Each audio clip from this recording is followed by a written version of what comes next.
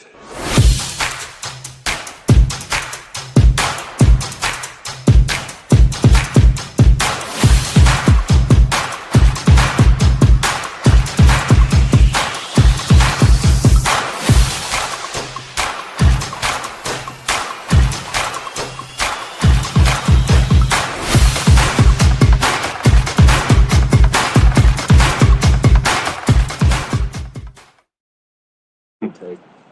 Hey everyone, I'm Scott Stokely, and I'm here with Stokely Discs' first ever sponsored player, Dallas Garber. We're in Portland, Oregon. That's the first person just came into our live stream. By the way, people will watch the recorded version later, so that's why we're talking when there's no people in here. This is Dallas. It's your first one, right? First live stream? Yeah. Maybe. Maybe. I don't know if I've ever done a live stream. I've definitely never done like a sit-down one. Okay. Yeah. Well, this is going to be, I don't know how to say this. I don't want to put any added pressure on you, but my entire company's financial future and all of our employees and shareholders are dependent on you, like, killing it. So, yeah, don't mess this up. I'll do my best. All right, you guys. Hey, if you have any questions, this is mostly about getting to know Dallas, because Dallas is going to be having his most active year yet, and then next year he's going to be on the Disc Golf Pro Tour full time. So if you have any questions for Dallas, feel free to shoot them over. I'm going to put on my old man glasses. Who's that? That's my grandma. Right. Okay. You said, hi, Grandma. This is like when you're doing like your school play. Yeah. They had a huge audience, except it's like 3 family members per performer, and it feels like everybody came out to see you. So you'd be happy to know that you got your grandma watching live and your mom sitting right over there. Yeah. So I got a question for you. What has been going on this year? Here we go. Love to see you.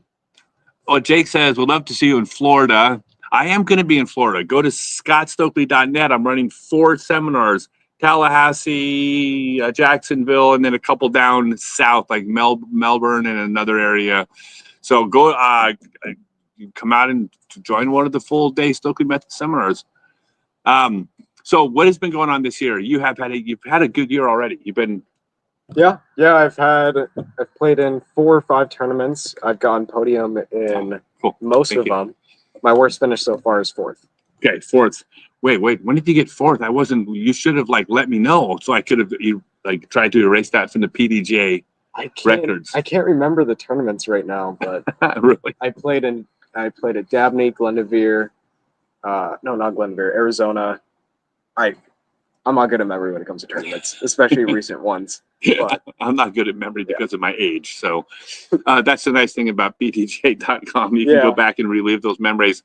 All right, we have Us and Them says, Dallas, what is the favorite disc in your bag? My favorite disc in my bag is my Ren. It is my most used disc because it's my putt and putter.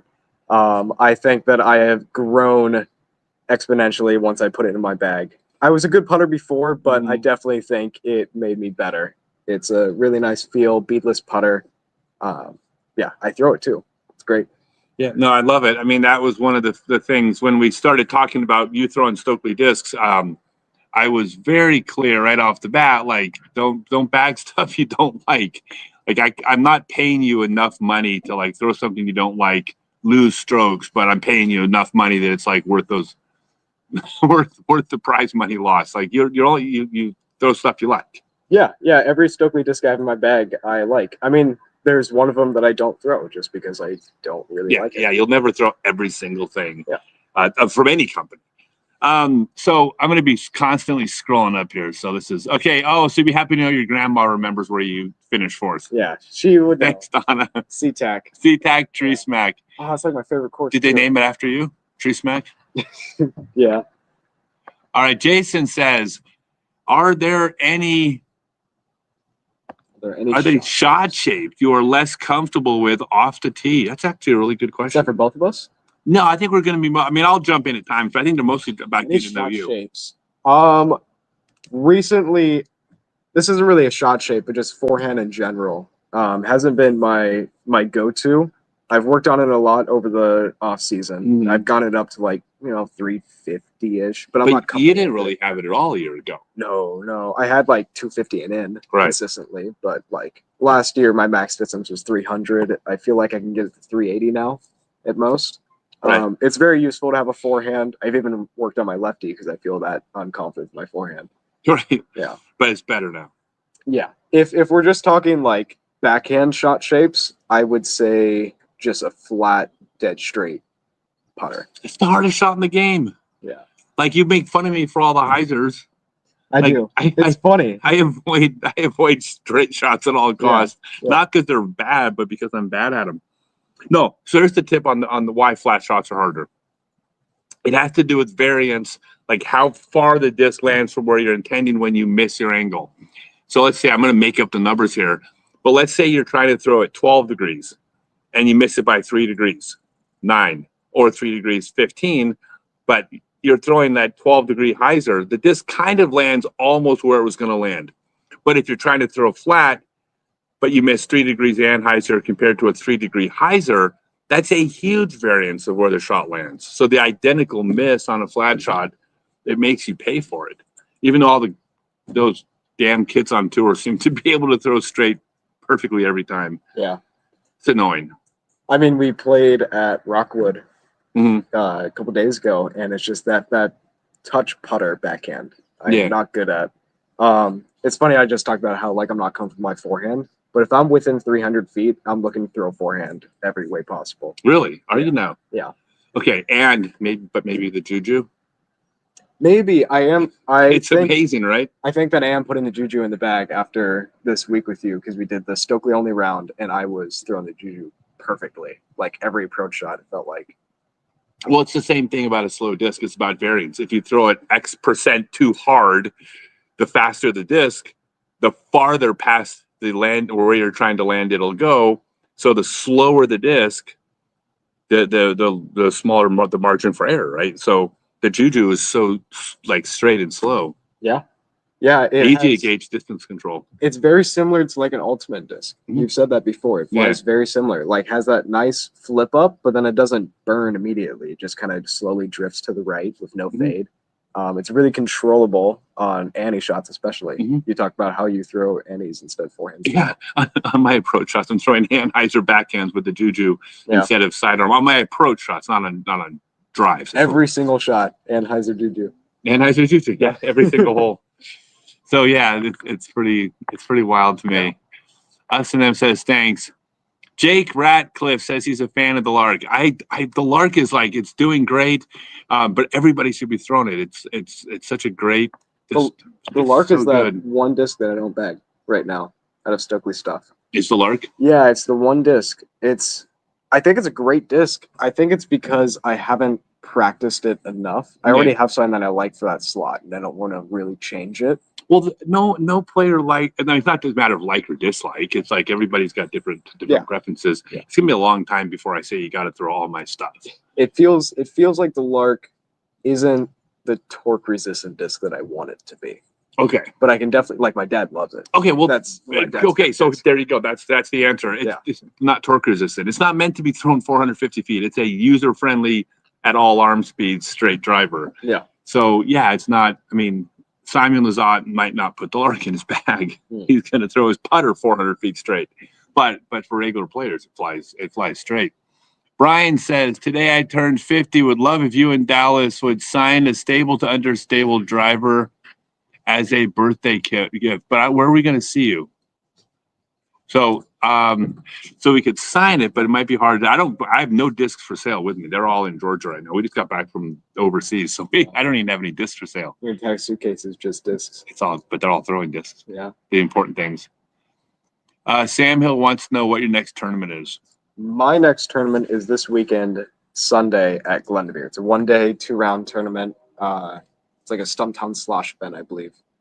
Glenvere is where they host the Portland Open. It's not the the ball golf course. Yeah, it's not the Portland Open layout course, but it's like a modified, more amateur to pro level course. It's really good, actually. Yeah, it's a great job. It's a good course. Yeah.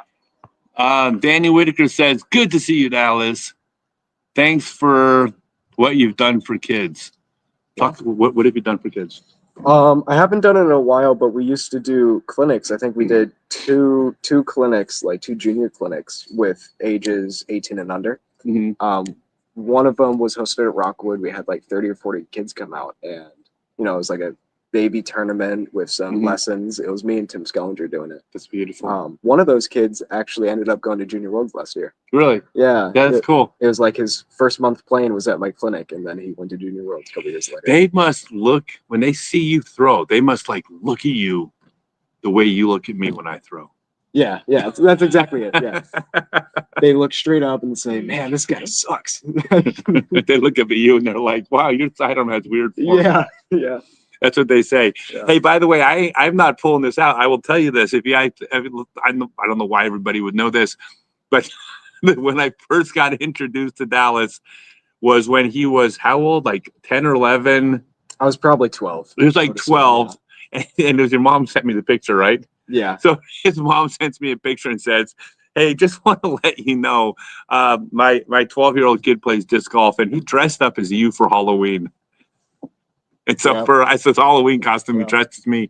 And it was funny because I was thinking, what are those moments in life or in your career where you know you've made it?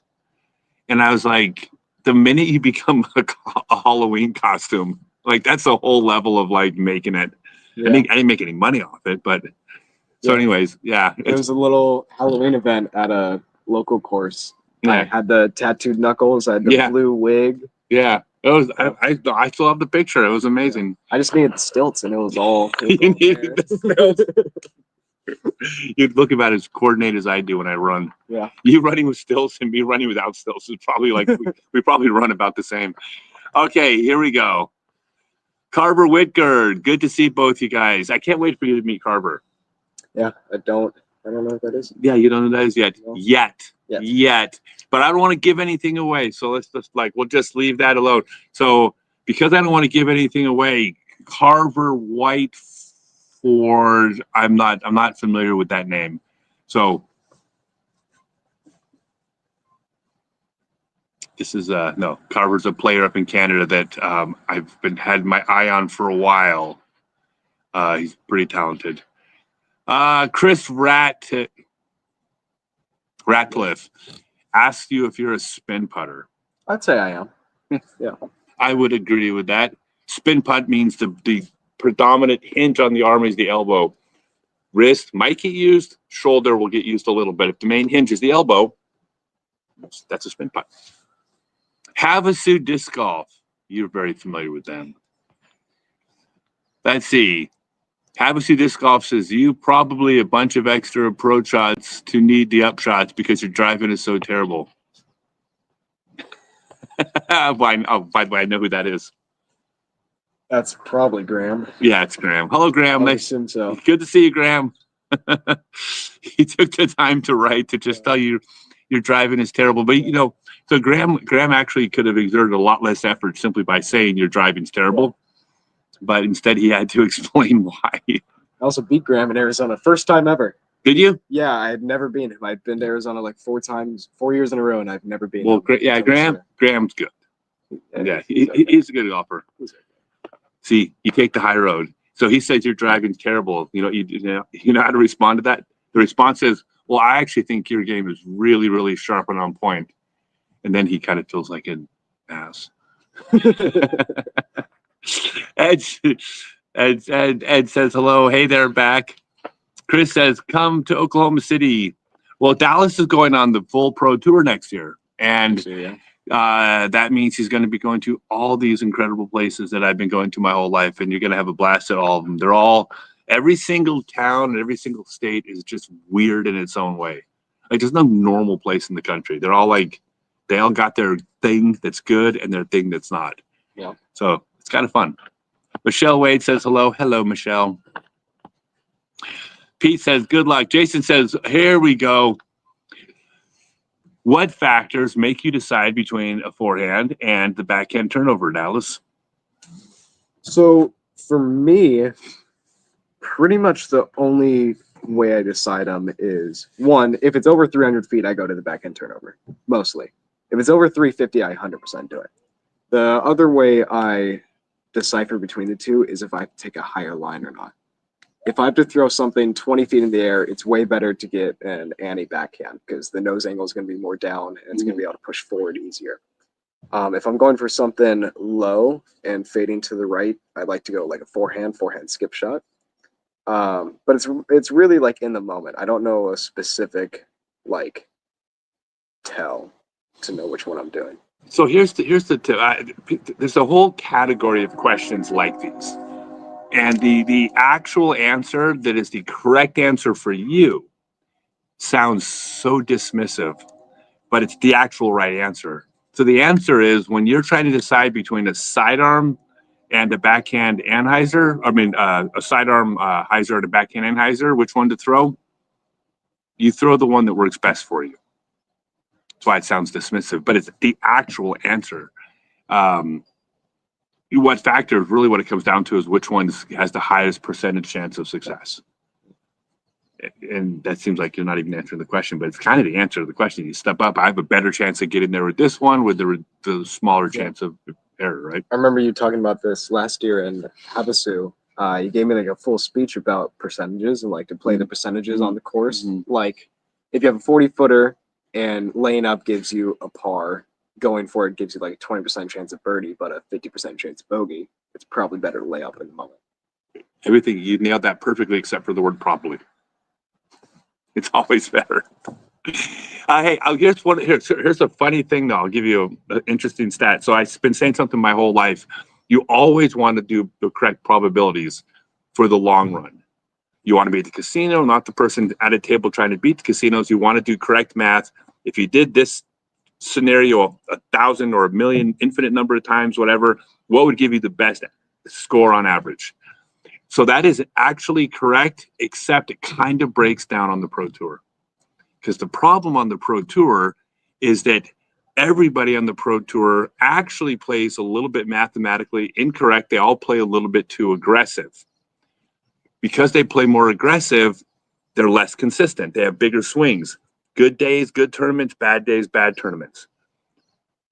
But when you have a whole field of people who are all playing incorrectly too, for long-term strategy, playing too aggressive, well, then you're always going to have, again, probabilities say a handful of those players are going to have a really good weekend, which means you are now forced to play incorrect mathematics. You are now forced to play too aggressive because if you play correct mathematics, you will consistently be finishing down here without the big variance for the hot round or hot tournament.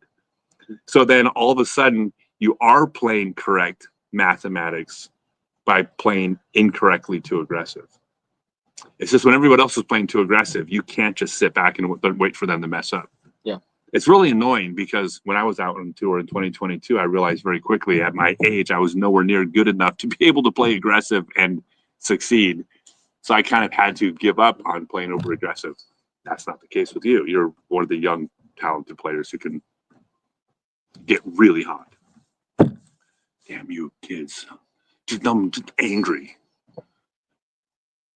You got a couple good years left. I got a couple of good years. I got a couple of good weeks left. When am I coming to Oklahoma City to do a clinic? I don't have a date yet, but I will be back. Hey, Garber asked a question. Hey, Dallas. Oops. What's it like working with Scott? It looks so much fun. Oh, it's horrible. Terrible. No, it's great. Scott's awesome. I've known him since I was 12. Yeah. I don't remember the first time we met in person, but every time he is nearby, it's super cool to be out with him. We're here at a disc golf course. We're just on the live together. Yeah. It's always fun.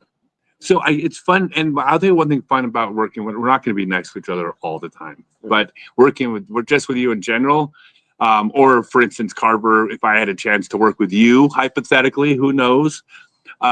It's like getting to work with younger players as I really am aging out of this thing. Maybe I have years already aged out, but it's like I get to see myself in the younger players because like I love the game of disc golf, but my enthusiasm for disc golf will never be as high as it is for Dallas or Garber. There's something about being younger when this the whole future of your life and the sport is in front of you that just is more exciting than it can be when you're older. So I get to enjoy that. I get to live like through you guys. So I probably have more fun than you. And we don't like each other either. I got a video coming out tomorrow. Oh my God. It's horrible. It's horrible. Yeah. I'm basically putting Dallas in It's his horrible place. for me. It's great for you. Yeah, I'm just putting you in your place. Chris Latcris says, for Rick Rivera says, what's your take on Sprinkle Valley Hole 18 from the Austin tournament? You go first, Dallas. Me? Yeah. Oh, I don't want to get all, dramatic. I think it is never a bad idea to have a hole that is really difficult for the pros. People like the Waco tournament, people were talking about how it's too easy. Everybody's shooting like what? The top 20 after the first round was 8 under or better or something. Yeah. The course felt too easy. There was like a tie for first with 7 people or whatever it was. I think it's good to have a hole like that on a course. I think if hole 18 at Sprinkle Valley was hole 12, people wouldn't think of it as poorly. But because like Kristen, for example, like ruined her tournament at the very end of each round, it has a lot worse of a mindset towards it. Just the phrasing of that, though. Yeah, I mean, I do think it should be a little bit easier. Like it maybe shouldn't be that difficult, but I don't think you should make it a birdie hole just because people were getting 10s and 11s on it. Yeah, it's I have mixed feelings about this because generally speaking, I don't like holes like that where you can be trying your best to play conservative and still take a 10 or 11. I don't care if you take a 20 on a hole if you're choosing the risky route over the OB, but you had a safer shot out to the fairway. But when you're forced to throw an island hole and it's stroke and distance, so which means you have to rethrow, you're setting up a train wreck scenario that you can't actually mitigate with strategy. And I think that's the part I don't like, is that you don't have the option of, well, I'm going to just go ahead and play for bogey this round and just take, and no, you have to kind of just go for it. One way you could change it is you could make the drop zone not like you have to cross to get to the 30-footer. You could say any OB goes to like a 130-foot drop zone, but you still have to make the island from there. And then if you miss the island again, you throw the same shot over and over. But it's like 100 foot. Yeah. Well, like here's one thing about this, which people don't. I mean, this didn't come up. But what if the first round of the tournament? Now it's random, so it's not unfair. But what if in the first round of the tournament, when you have a range of good players playing at different times, and let's say there's no wind for part of the day and a 25-mile-an-hour wind in the afternoon. Like you could create a scenario where like everyone's taking 10s and 11s because of the conditions. Like I just think it's I don't love it, but I also didn't play the hole, so take it with a grain of salt. Yeah. I mean, there was like the measurements and the photos of it make it look like it's not that hard, but I guarantee in person it would be harder. It's just one of those holes that like everybody in the comments is like, oh, it's so easy. And no, it's probably a really difficult hole. Probably a difficult hole. There's a reason that the professional disc golfers of the world shot +3 on the hole. Is that I'm mixed. I don't like train wreck holes, but it's just an opinion. And some people love them, which is fine. Hole 17 at USDGC. Obviously, hole 17 at the. But like hole 17 is an amazing hole. Hole 17 in the Beast is an amazing hole. Or is it 16? 16. Oh no, you're right. 16. I don't know. I don't think it's that bad of a hole. Okay, I'll give one more take on that hole. That I think that for this is just me personally.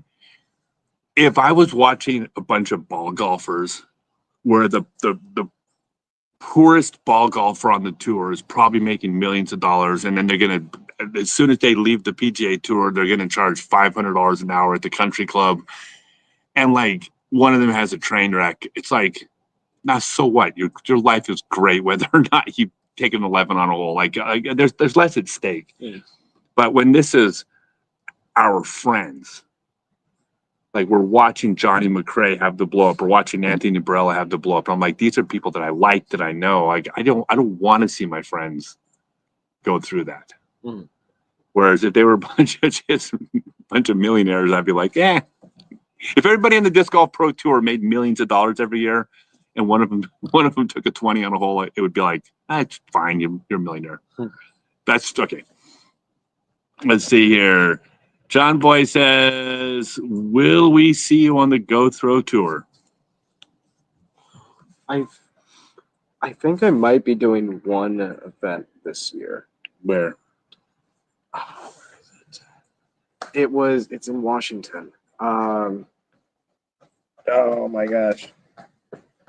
I can't think of it. I've never played the course before though. It's kayak. Oh, that's kayak. Kayak, Oh, yes. I heard that. You mentioned that. No, I think I do. Yeah, I might be doing the kayak one, which that'd be exciting. Yeah, that would be kayak's amazing up in Washington. Yeah. Graham Russell.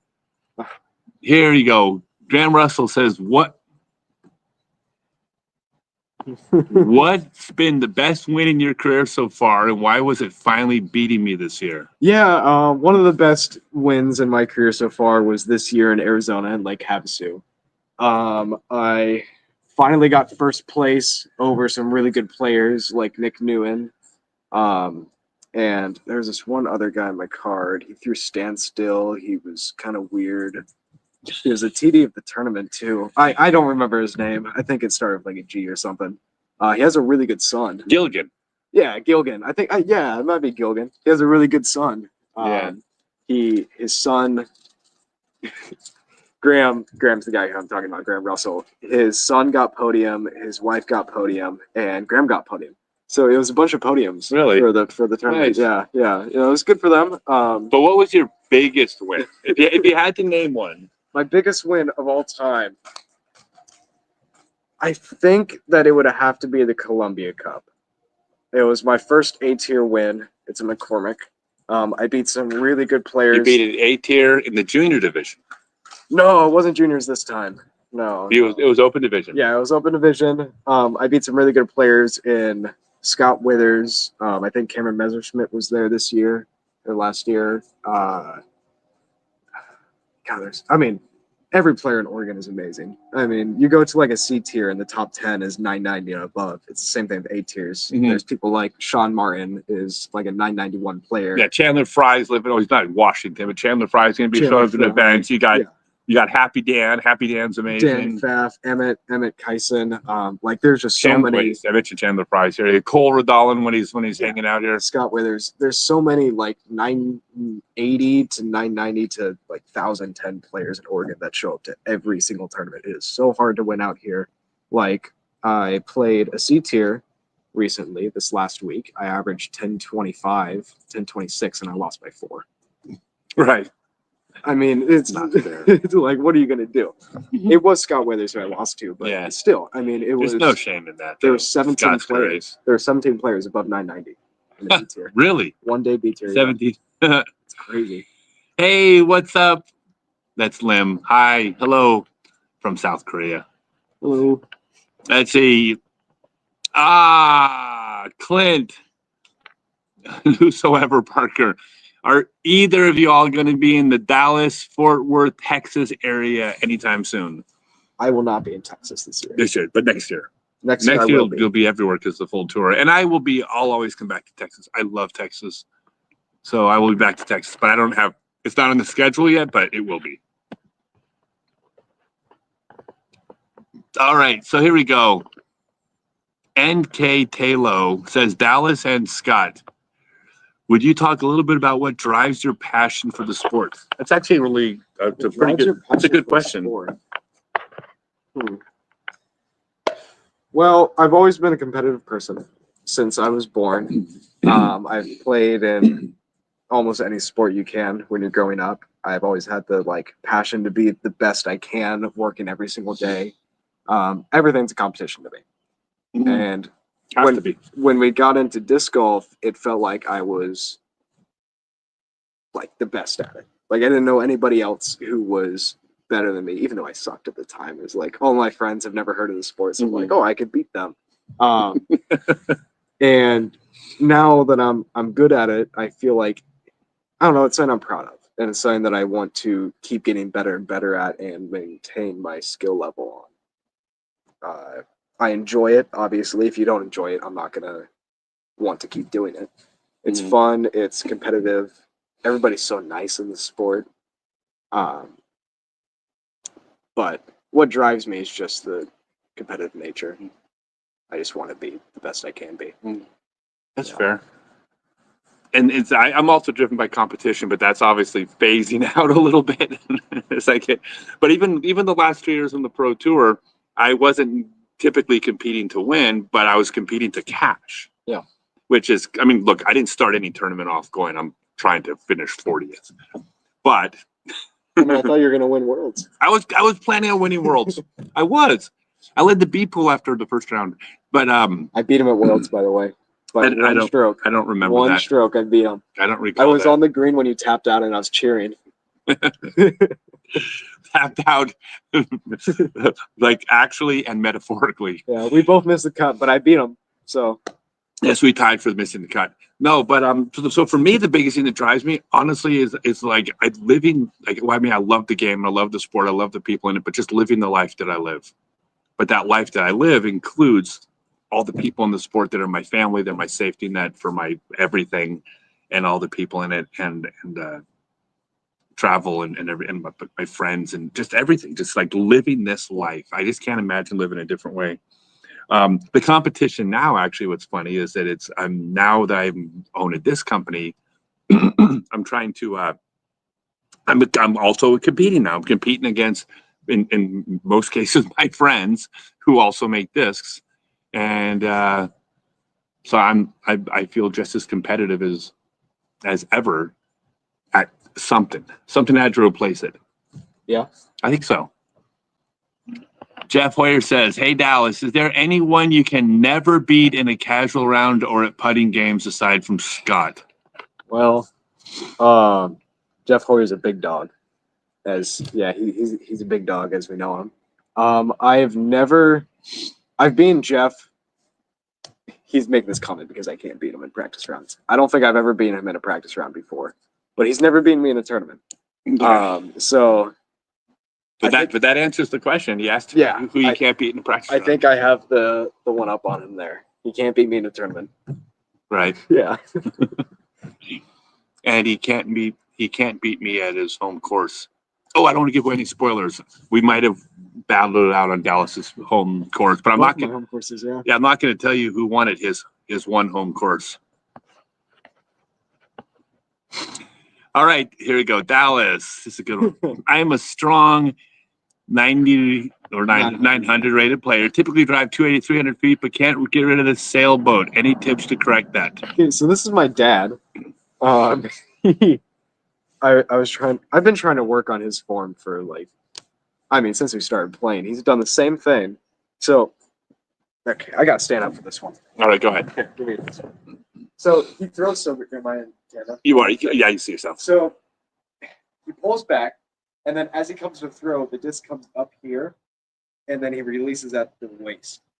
It's really weird. I gave it like a nickname called Sailboat. Mm-hmm. He rocks the baby every single time. And he throws 280. He threw about 280 when we started. At one point, he was throwing decent distance, but I don't know. It's weird.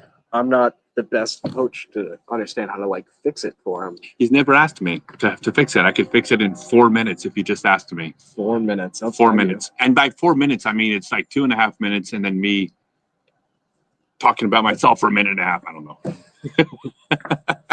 I can fix it, Chad. But I have a policy. I never, ever, under any circumstance, approach somebody else and offer throwing advice. In 30 some odd years of teaching, I have never once approached somebody offering throwing advice that they didn't ask for and have them go, "Oh, cool, thanks, I'll do that," and then they do it and then improve. If they don't come to me and ask, it's just policy. I never offer.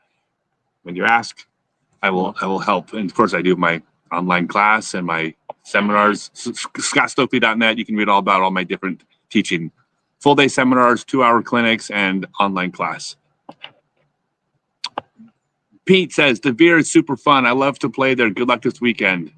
Yeah, so that's a Glenvere. Oh, Gwen. Okay, When it's in this layout, they just call it the Veer. that's what the kids call it. Yeah, it's a great course. Actually, I think they did amazing for what they had. Yeah, I mean, didn't Jeff Spring actually design the tour course? I think, right?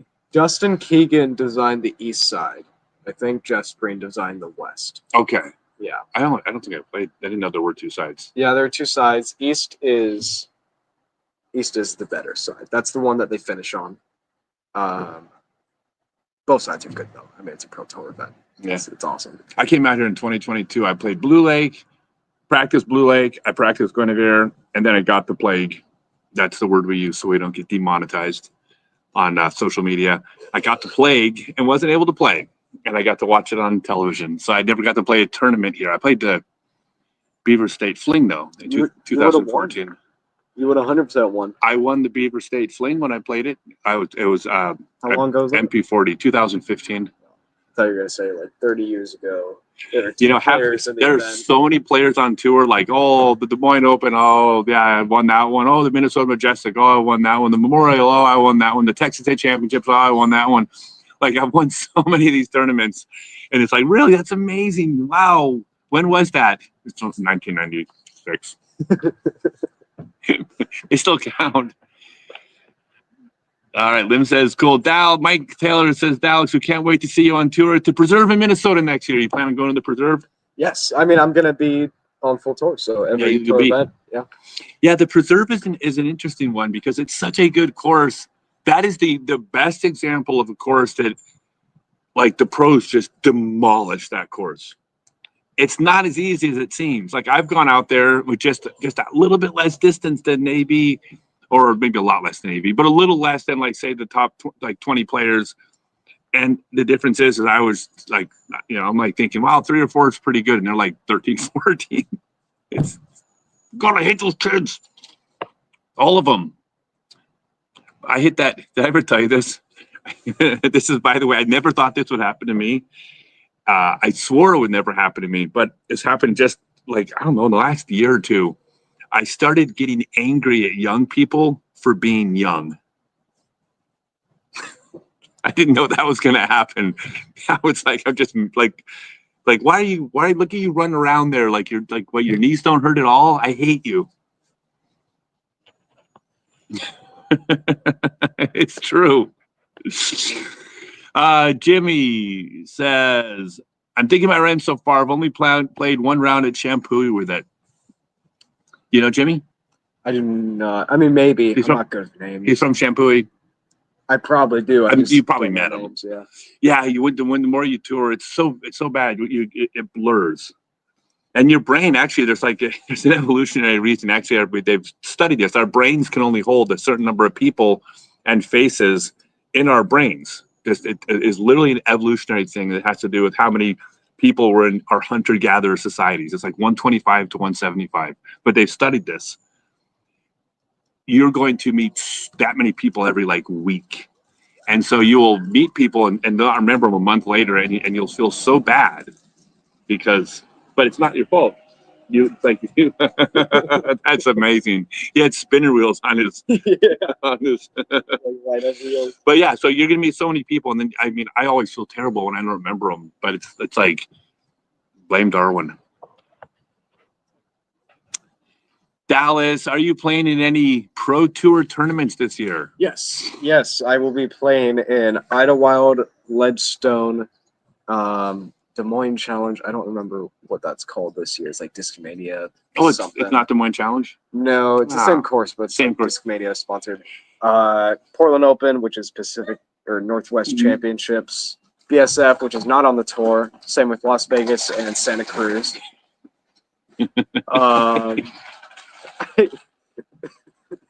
I have to point this out. So it's a little kid on this scooter, right? Because it's like a skateboard, but with a handle, right? Yeah. So he comes booking down the hills with these lighted things, right? Which is like, he's already awesome. So then he turns on to go back up the hill, and it has wheels on it, but he's dragging it up the hill, not on the wheels. That is maybe the best thing I've ever seen in my entire life. I don't know why that's so funny. Sorry, you said you're playing the one. That's not a pro tour event in Portland, is it? The Northwest Championships. Oh yeah, that's a pro tour That's event. an Elite Plus. Yeah. So you're playing. You're allowed to play 4 and still. I'm at 3, so I can play 6. Oh, without So and still be rookie. yes, Ledgestone, Idlewild, I thought Des Moines, the year before it was 3. Northwest. I might play USDGC if I qualify, and then I feel like there's one I'm missing. Wait. Lean over so they can watch him.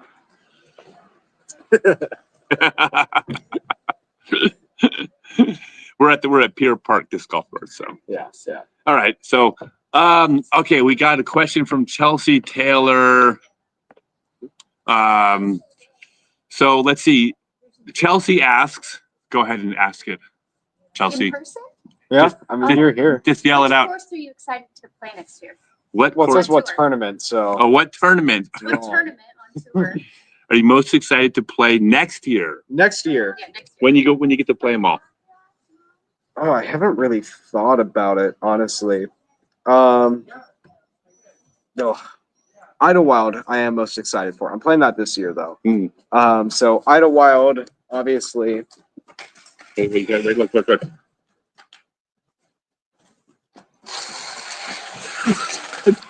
He's dragging it up the hill again.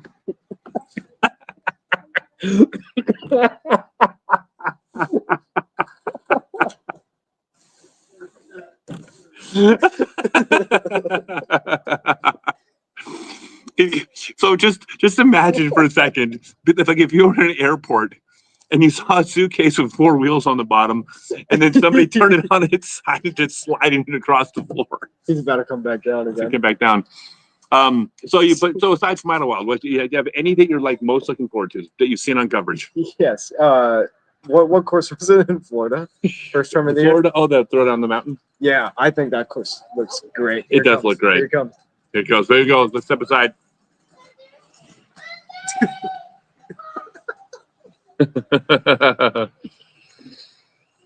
And I wish I could be fearless. I'm not afraid of getting hurt, but I'm afraid of I'm old enough where if I get hurt, I might always remain hurt. Like you don't heal at a certain age. All right. Chad Garber says, Dallas, what are your top 3 courses in Oregon, Washington? Oregon and Washington area. Milo is the obvious answer. That's number 1? Yes. Okay, you like Milo. I do like Milo a lot. I don't know if it's number 1, but it's got to be in the top 3. SeaTac is one of my personal favorite courses. Other people won't agree with that. I love SeaTac. Absolutely love that course. And then the other one. Oh, it might be kayak after you play kayak. Kayak special. I really like McCormick. McCormick. I play very good at McCormick. I really like it. I think it's an awesome course. If not that, I enjoy Blue Lake a lot. Blue Lake's also the closest one to me. You know, there's actually one of the most famous holes in disc golf is at Milo. Did you know that? There's a hole at Milo, and I believe the hole is forever going to be called. It's called the hole that Scott Stokely birdied in 2015 that Philo later got an albatross on. I think that's the technical term. Yeah. That's what it's known for. Should we add the one that Dallas Garber got a bogey on in 2024? Did you bogey it? Yeah, I believe so. Oh my God, that's like way worse than Philo. Don't get any bogeys once I'm paying you now. So now that you're getting paid to disc golf, you need to not get any bogeys. Every bogey's like 1,000 out of my paycheck. Yes. Wait, 1,000 out of your paycheck? Now people are going to think I'm paying you like more than $1,000. I thought you were. What? It's possible. What else am I here for? It's all. Hey, look, we got joggers. Here we go. Let's more show.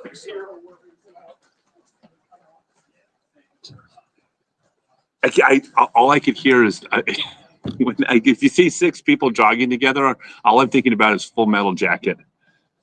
Yeah, a little bit. You get a little bit of that, but we're not going to repeat that because of demonetization reasons. John Boy asked if you see Dallas at any throw tour events, and the answer was yes. It was kayak. Havasu says, "What if the island OB was a hazard at So- 18 sprinkle. I talked about this with somebody, Sam Benson, Yeah. earlier, and it could work. That is a very possible way You to could still get a 2-stroke swing on the final hole. Yeah. Which is what you want. You want the chance of a 2-stroke swing on 18 without luck being involved. It would definitely make it easier, but you would still get like triple bogeys, double bogeys. You just would never see a 10 No. hazard. That would never happen. I mean, effectively, a hazard acts like a drop zone, which means if you don't make the island, you are throwing a reasonable shot from outside the. Yeah. I think it's a good idea. I don't hate it. I don't hate it at all. I think hazard is something. This is actually a quote from Sam. Maybe not an exact one. I think hazard is something that we need to use more of, that we don't use enough. I think hazards are great. And the reason why I love hazards is that on the pro tour, anyways, 1 stroke is a massive penalty. Yeah. Like for sure. I mean, you get, so you don't need to have a lot of strokes because you have a small tournament with a wide spread of players. I mean, there's it's so razor thin at the top that a couple strokes from hazards is enough to lose you a tournament. It matters. So it's not a small penalty the way it would be at another tournament where it seems like a smaller penalty than it'll be. It's like, no, it's big. Let's see here. Jeff Hoyer says kayak. What's your favorite course in Oregon? You said Milo. Milo's probably, yeah. That'd be cool to sign Anthony Bedance on the team. He's with Discraft. So I would love to. Danielle, hey guys, tell Dallas about Farragut State Park and come out and play the Farragut Open September 12th through 14th. We already offered to sponsor him into the tournament too. Yeah, we talked with her. I believe this was at Havasu. Yeah. Farragut, by the way, 5 disc golf courses from 1 parking lot. Yeah, I've never played Farragut. Never been to there. You never played Farragut? No, it's in Idaho, right? Yeah. Yes. Farragut is North Idaho. Farragut's fantastic. Farragut's an absolute. It's a win. Well, one of the courses is like a tiki course, and one of them is like a really good like park course, but still really good. And then the other 3 are just they're great. Farragut's a special place, and then you can play Caliber, which is Excalibur, one of the top 10 courses in the world, is less than an hour away. Yeah. So, yes, I will tell Dallas he needs to go out to Farragut. Everybody should. Christian Fernando says, "What's up?" Christian is from the Philippines. awesome. Yeah, he also is someone that I wish I could have. I would love to work with Christian Fernando and Carver Whitford. If I only had the money to sign these guys, boy oh boy, could we do some big things with them. But I spent all my money on you. Yeah, My retirement is dependent on how well this kid plays in like 2026. I mean, for real, like if you have a good year in 2026, my life in my 60s is going to be a hell of a lot easier than if you like are one of those blue chip prospects that doesn't pan out. Right. I mean, Yeah. if you don't pan out, like I'm going to be like a greeter at Walmart in my that'd be 60s great. instead of actually getting to like sail off into the sunset. No pressure. Man, that'd be awesome to see you at Walmart. You know that if you don't play well, the employees I lay off, it's not just about them. It's about their families.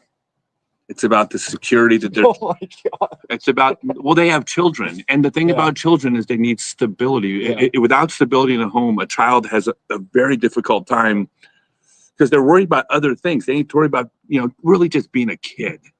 And without the security of you selling Stokely discs with your play on the course, like children will suffer. No Yeah. pressure. All right, I'll think about that every putt from now on. Yeah, every time you step up to putt, I don't want to make you nervous, but just think about the children. I'll just this is for the kids. It's for the kids. Yeah, Every don't- 30-footer. Every 30-footer. Yeah. Chili says Scott Withers is the second best disc golfer named Scott, I think. Both Scots are pretty good. One Yeah. is worse than the other. Yeah, I think I believe the last time I played Scott Withers was at CCR, and I'm pretty sure he beat me out there. Both Scots are really good players. We're both pretty darn good. They're also both old. Are we both old? Yeah, Scott's not my age. he's almost. He's there. He's 39, I think. 39. Oh my God. It's all down. Oh, wait, it's all downhill like at 19. You have like I got like one more year. you have like one more year. Enjoy it while it lasts. It's No, I joke with Scott Withers about how he's gonna go to MP40. well, He doesn't have to deal with me. yeah, you guys. I mean, you guys have a good rivalry. Yeah. Right, because it's like it's competitive. Yeah. You guys are competitive. Your skill levels are in the same category, so you're playing the same division. I mean, like you're all playing pro, but there's a range of pros. There's a range. Mhm. You guys are playing the same game As of right now, yeah. as of right now. So that's actually going to be like I was telling Dallas this the other night. I think that Scott is one of the best things to happen to him because you have to go out every week. You can't phone it in out here. Yeah. Like if you have your B game, Scott's going to beat you. Yeah, that's what happened this weekend. I felt like I played. You played pretty well. I played fine. Yeah, I played fine, but to beat Withers, you have to play great. You have to play great to beat Scott. So that's because then there's going to be a whole bunch of Scott Withers out there. Yeah. Next year. But Matthew says, "What's your best?" Matthew says, "Dallas, what is your best advice for staying consistent when putting?" Consistent with. God, it's so cold. It did get. It just got cold really there. cold. Yeah. Yeah, it's kind of windy now. So I'm going to put something to block the wind. Go ahead. How do you be consistent with putting? all right, all me now. So my biggest tip with putting, I say this to almost any person that asks me for putting tips. He's blocking the wind with Legos right now, by the way. These are not mine. This is how They're on this the is field. this is how professionals make content. Yeah, we've got Play-Doh here. We got- Anyway, so putting, the most important part for me at least, and the thing that I tell people is it's all in the four fingertips right here. Mostly these three. If you are fully extending your fingertips towards the center of the pole and feeling like you're flicking the pole with your middle finger, it is going to be the most consistent putt you can find. At least for me. If my fingertips are connected, fully extended, and committed every single putt, the rest of my arm will also be committed. It's really hard to fully extend your fingers towards the basket and have your shoulder and your elbow be out of place. So as long as these are working correctly, everything else works correctly for me. There you go. Yeah.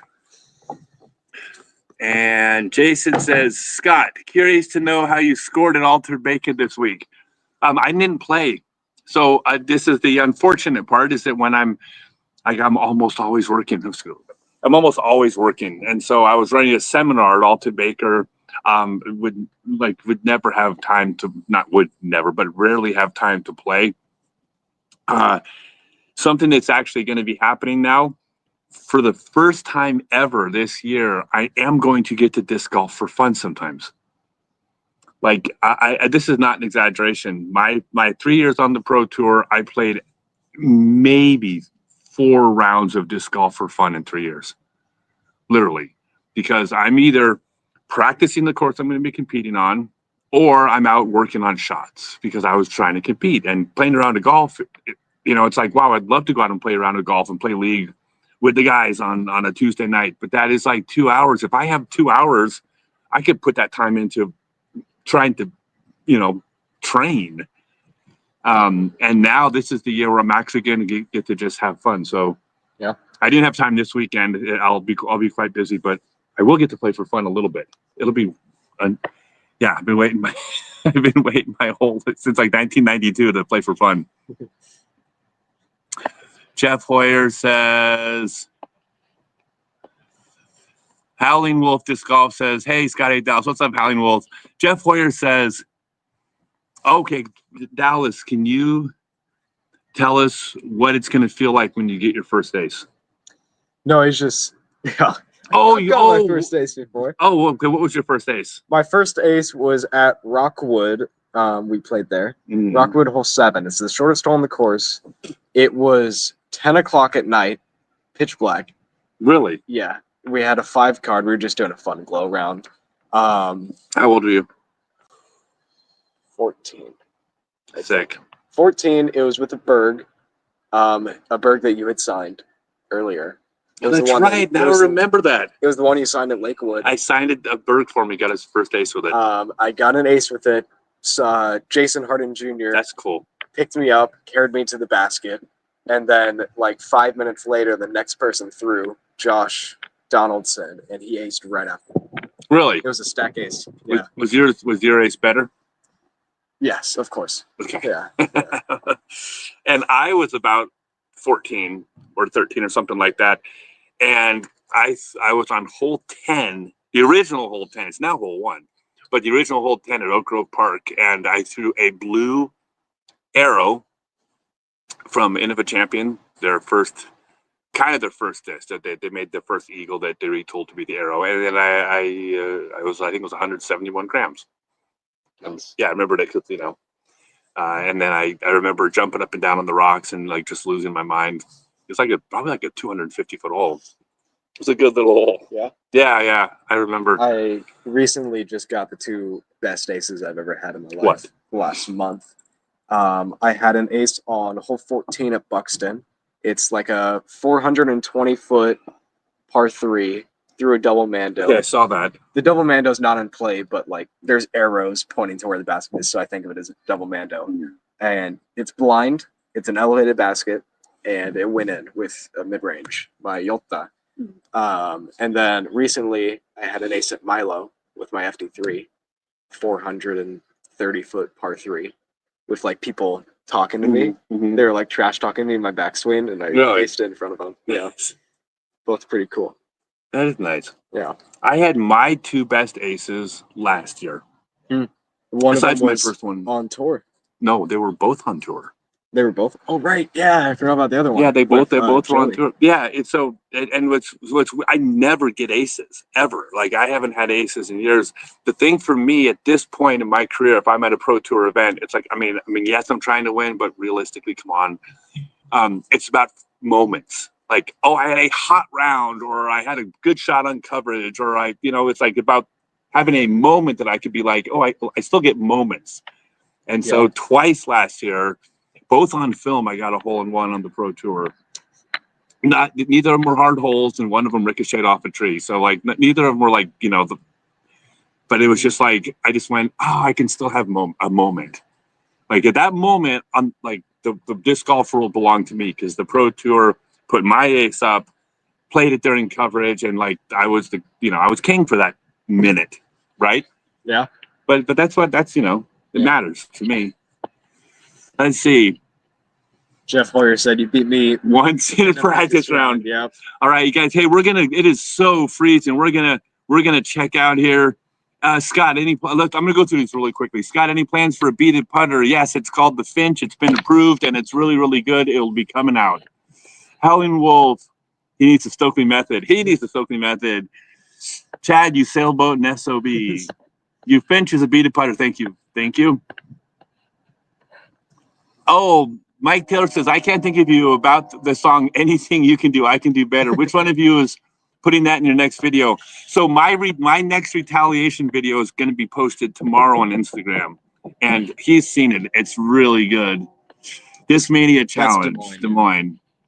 All right, let's see. Let's go through all these. Dallas, can you commit to Dallas, can you truly commit 100% to never ever stop making fun of our man Stokely? 100%. I will. Including, wait a second. Is this somebody including uncompletely impersonations? You guys, it's funny you mentioned impersonations. Go to really, Dallas? This is my impersonation. Scott, love the $2. All right, my friend. Yes.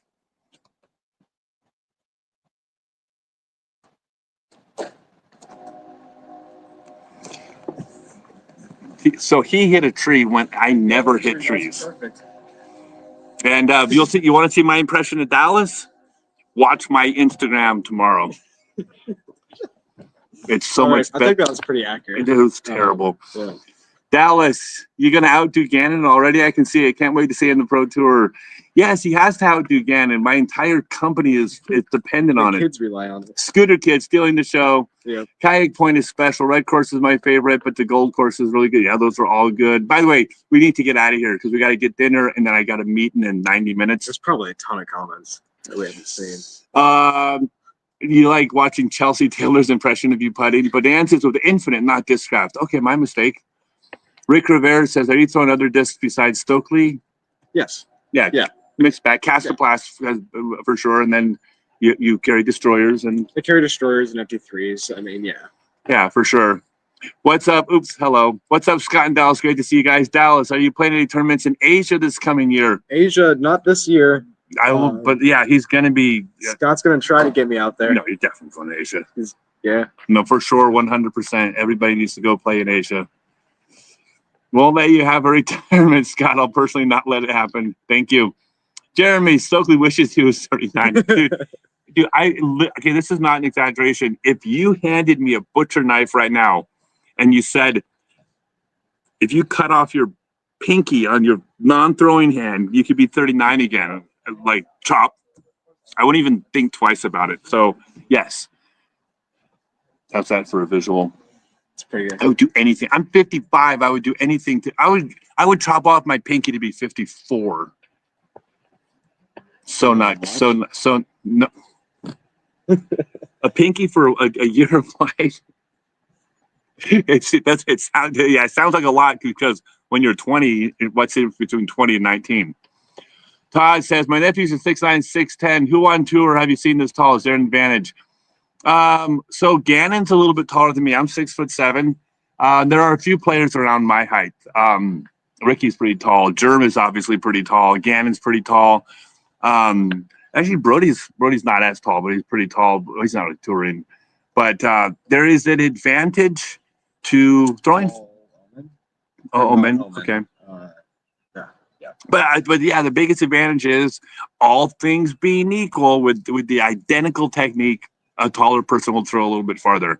But the reality is when you're on tour, if you can throw a 450 or 470 foot hyzer, and a 525 foot, kind of, flex shot, that's almost all you need in most cases, in most of the time. All right, Aaron says, hi, Scott. Reptile says, greeting, friends. Nick Tile, speaking of Legos, do you have any hobbies, interests outside of disc golf? I love to draw. He likes to draw. Yeah, I do like to draw. I listen to music a lot, but it is mostly disc golf for like 4 to 5 hours a day. That's because my future depends on it. Appreciate that.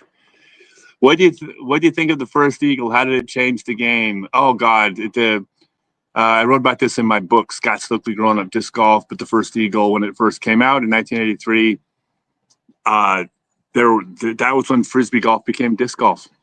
That's when it happened. Every single course became too short because everybody could throw far. But it revolutionized the game. It was the biggest paradigm shift in the sport, with the exception of the invention of the pole hole. To me, the invention of the eagle is the second biggest moment in disc golf. Sorry, Scott, I take a long. Brian says that long birthday phone call. Donna says, great seeing you. Brian says, Indiana, when are you going to be close? I will be close this sometime. Look, I'll be posting, but I'll be there soon. Would love to have you sign a disc. I would love to be out there. And Brian says, I would chop off your pinky to be 49 too. Thank you, right? Back me up here. All my older peeps they're like, yeah, I understand. You said you chop off your pinky. Oh, you chop off my pinky to be 49.